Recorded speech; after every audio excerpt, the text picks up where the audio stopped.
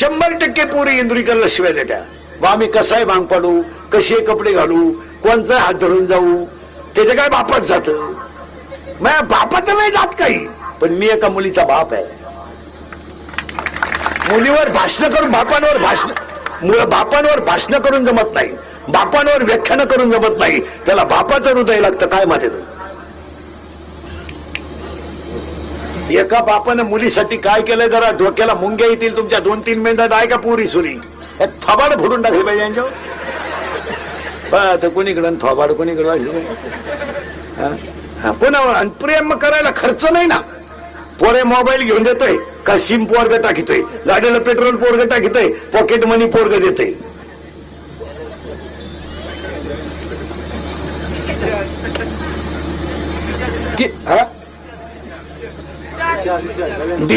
Recharge पोरग मारते. अनुभवाशिवाय बोलत नाही.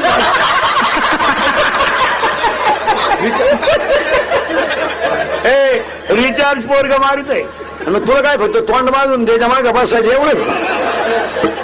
आता हसाल रे विनोद्या करा प्रेम, फक्त पोरी नाही वाक्य सांगा. आता बोलूनच टाकतो. जाऊ द्या सणासुदीचे दिवस मला काही शेर द्यायचे द्या. तुम्ही पारशी एवढ्या शिवाय येते ना तुमच्या तोंडात तेवढं द्या मला. फक्त माझ्या एका प्रश्नाचं उत्तर द्या पोरीनो. हा बिचारा एवढा समाज आहे, मी यांच्या मुलासारखा आहे. पोरीनं फक्त मला एक उत्तर द्या. आयुष्यामध्ये तुमच्या बापाला असं काय पाप केलं की तुम्ही त्याची प्रतिमा समाजात खाली घालवली? एवढंच उत्तर द्या. जा पळून आज जा. कीर्तन संपल्यावर मेसेज टाका. जा. चंद्र आहे साक्षीला, चंद्र आहे. जा आज जा. पण एक वाक्य सांगू पोरीनो, जा पळून तुम्ही. आयुष्यभर त्यानं हाताला घड्याळ घातलं नाही हे तर पाप आहे.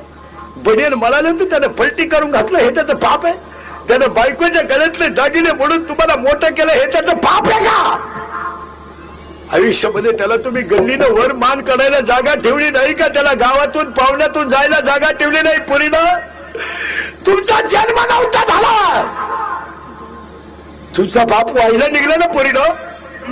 तर तुमच्या बापाला फक्त कौलाचं घर आलत रे पोरीनो, कौलाचं घर आलत.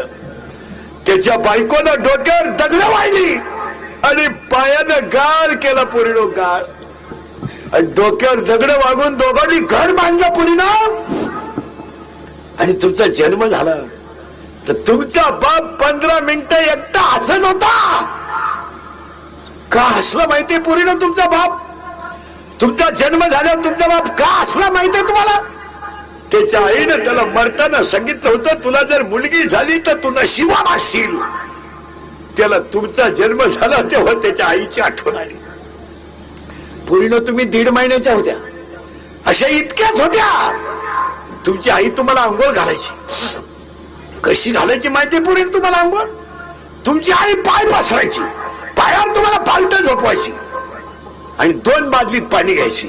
तुम्ही रडल्या तर गार टाकायची आणि हसले तर गरम टाकायची. एका हातानं 2 तांब्यात पाणी, एक तांब्या. हा बाप आईच्या हातात, बायकोच्या हातात, आणि तुमच्या अंगावर पाणी ओतायचं. पूर्ण तुमची आई तुम्हाला दोन्ही हाताने चोळायची आणि फडक्यात गुंडाळून झोळीत टाकायची.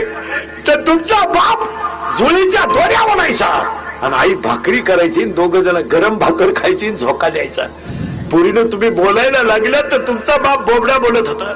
तुम्ही चालायला लागल्या तर तुमचा बाप वाकून चालत होता. आणि पुरीनं तुम्ही रडायला लागल्या ना तर बाबासारखा बाप गुडघ्या खाली टेकवायचा, गुडघे, आणि हात खाली टेकून घरात घोडा घोडा व्हायचा. पोरीनं घरात घोडा घोडा व्हायचा, बाप घोडा व्हायचा आणि पोरीला पाठीवर बसवायचं. तर सांगा पोरीनो, पोरीनो तुमचे पाय त्याच्या पोटाला लागत होते रे पोरीनो, पोटाला लागत होते तुमचे पाय. तुमचं 10वीचं टाइम टेबल लावलं तर त्यानं 10 दिवस पेपरला घेऊन गेला आणि पेपरवरून आल्यावर जेवला. पोरीनो तुम्हाला पाहायला पाहुणे आले, पैशाची मागणी झाली, उशीमध्ये मुंडकं गुंतून रडला. पोरीनं तुम्हाला ज्याच्यावर प्रेम करायचं त्याच्यावर करा. ज्याच्या बरोबर झक मारायची त्याच्याबरोबर मारा, ज्याच्या बरोबर तुम्हाला पळून जायचं त्याच्याबरोबर जा, पण आज कीर्तन संपल्यावर घरी स्पष्ट जा आणि स्पष्टपणे बापाला आजच सांगून टाका, माझं त्या मुलावर प्रेम आहे, आम्ही 9वी पासून झक मारतोय, मी त्याच्याशिवाय राहू शकत नाही. बाप करी जागी